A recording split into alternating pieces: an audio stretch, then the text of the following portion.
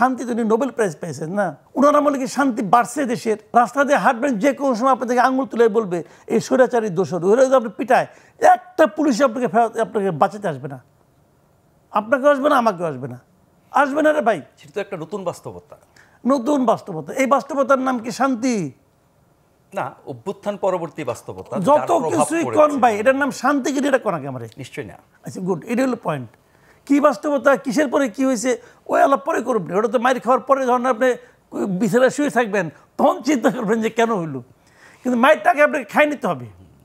কারণ উনি এমন এক শান্তি সারা দেশে ছড়াই দিচ্ছেন যেখানে মায়ের খেলেও চুপ করে থাকতে হয়, কিছু করা যায় না। আওয়ামী লীগ আমলে আমরা শুনতাম যে বিএনপির নেতাকর্মীরা ঘরে থাকতে পারতো না, নদীর চরে যেয়ে থাকতো, তাও মানে জঙ্গলে থাকতো। এগুলি কিন্তু সিনেমার গল্প না, কিন্তু বাস্তব। এই দেশে ঘটছে।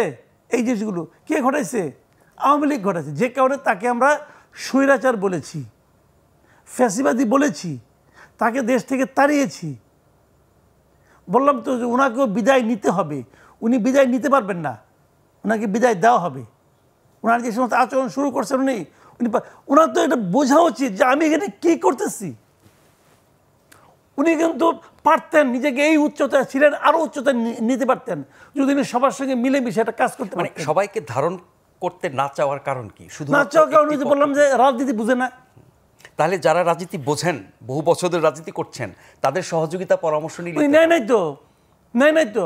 উনি প্রথমে কি বলছেন দেখেন, আবার খেয়াল করেন, আবার ওই আমি ওনার 25শে অগাস্টের বক্তৃতাটা আপনাকে আবার পড়তে বলবো, আজকে পড়ে অনেক জ্ঞান লাভ করবেন এখান থেকে। ওখানে উনি অনেক কথা বলছেন। উনি বলছেন আমরা অন্য জগতের লোক, আমরা এগুলি বুঝি না। আমরা উনি একা না, আমরা সবাই বলে। তার মানে কি উনি অন্য জগতের লোক। নুরুল কবির কাছে ইন্টারভিউ বলেছেন যে আমি এগুলি বুঝি না। তো বলছে তাহলে অন্যরা যারা ভুল টুল করে তাদের কিছু বলেন না। ওনাদের কি বলবো, আমি তো ভুল করি, আমি তো বুঝি না। তো যে লোকটা বোঝেন না, জানেন না, উনি যদি ওই দায়িত্বটা নেন, এক নম্বর ওনার দায়িত্ব নিয়েছেন নাকি সবাই মিলে তাকে দায়িত্বে বসিয়েছে? আচ্ছা আপনাকে আমি বলি ভাই, আপনাকে আমি বলি একটা কথা, আপনি আমার খুব ক্লোজ লোক, ঠিক আছে?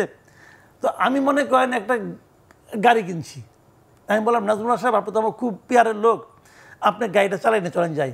আপনি বললেন যে কামাল ভাই আমি তো ভাই গাড়ি চালাতে জানি না। আমি কোনো সমস্যা নেই, চলেন তো। আপনি বারবার বলছেন আমি জানি না, তাও আপনি নিয়ে বসাইলাম। তা আপনি চালানো শুরু করলেন, কি হবে? আপনি মরবেন, আমারে মারবেন, গাড়িটাকে ধ্বংস করবেন। কারণ আপনি যেটা জানেন না, আপনি যেটা জানেন না রে ভাই। তো অনুরোধ তো ঢেকে গেলে যায় না। উনি তো অনুরোধে ঢেকে গেলছেন, আপনি ওরা বলেন আবার উনি এটা আমি জানি না। ভাই এটা কি খেলাধুলা নাকি? কিন্তু ওই সময় কি আর কোনো বিকল্প ছিল? সেটা তো ওনার দেখার ব্যাপার না। বিকল্প থাকে না কেমন করে? ডক্টর ইউনূসের বয়স কত? উনি উনি উনি অমর, পৃথিবী থেকে অমর আছে।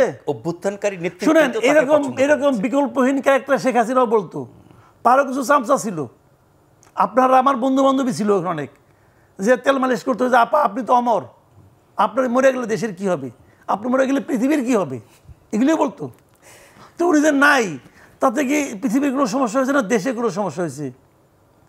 কেউ পৃথিবীতে এমন কোনো ব্যক্তি নাই যে নাকি অপরিহার্য, উনি ছাড়া চলবে না, সব কিছু ছাড়াই চলবে এবং চলে। এটাই দুনিয়ার নিয়ম। এই জিনিসটাকে যারা মানতে না পারে তাদের মনোভাব, তাদের আচার আচরণের মধ্যে স্বৈরাচারী মনোভাবটা প্রকাশিত হয়।